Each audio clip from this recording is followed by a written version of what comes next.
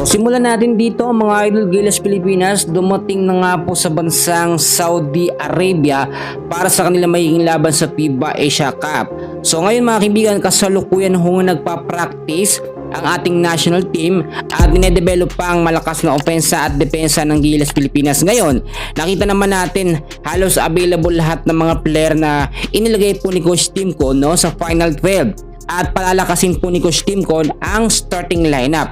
Maraming nakapansin mga kaibigan na halos si Justin Brownlee lang din ang nagdadala nga po sa Gilas. Ang ibig kong sabihin doon sa naging tune-up game kontra sa Macau, maganda ang pinakita ni Brownlee sa mga crucial games, especially nung fourth quarter.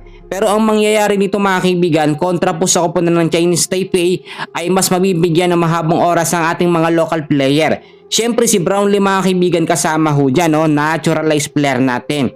Eto pa, dalawang big man ang possible na pagsabay ni Coach Timko, Japet Aguilar at eto nga pong si Junmar Pardo para magkaroon agad ng depensa sa starting pa lamang or sa first half ng game kontra sa Chinese Taipei. Pero bago mangyari ang unang laban ng Gilas sa August 6 ay magkakaroon pa sila ng isang friendly game match or tune-up game kontra nga po sa kupunan ng Qatar. Bukod pa dyan mga kaibigan yung mga pagpapractice ng Gilas Pilipinas. Pero hindi po pwedeng sagarin ng ating Gilas Pilipinas ang kanilang pagpapractice kasi nga naman kailangan din nila magpahinga at i-condition po ang pangangatawan. Pero marami hong nanghihinayang ngayon dahil hindi nga nakasama ang ating idol na si Renza Bando. And hayon na rin po mga kaibigan sa update, hindi po nagkaroon ng availability or hindi naging available si Abando. Kaya kahit gustuhin ni Coach Timko na isama si Renz ay hindi po pwede. Marami din naghahanap ngayon kay Kai Soto. Ayon sa update, sa October pa possible na makalaro muling makabalik sa court.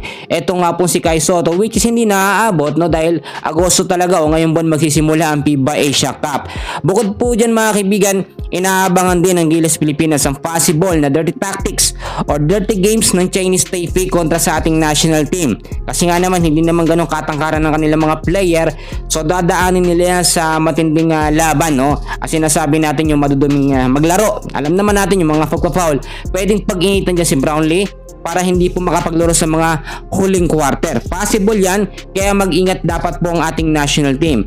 Pagdating naman sa magiging laban nila kontra sa New Zealand, hindi dapat magpapaya ang Gilas Pilipinas sa depensa. Matatangkad ang player ng New Zealand at talagang nakita nyo naman maganda ang kanilang performance recent game nakalaban nakaharap ng ating national team.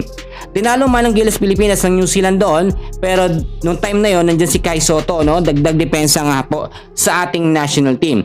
Ang team naman ng Iraq hindi nagiging banta ngayon sa Gilas dahil halos alam na ng ating national team ang kanilang galawan. Pero abangan pa rin natin yung mga updates, so dyan lang kayo, May mga latest practice pa at huling practice ang Gilas Pilipinas bagong unang laban nila sa Chinese Taipei.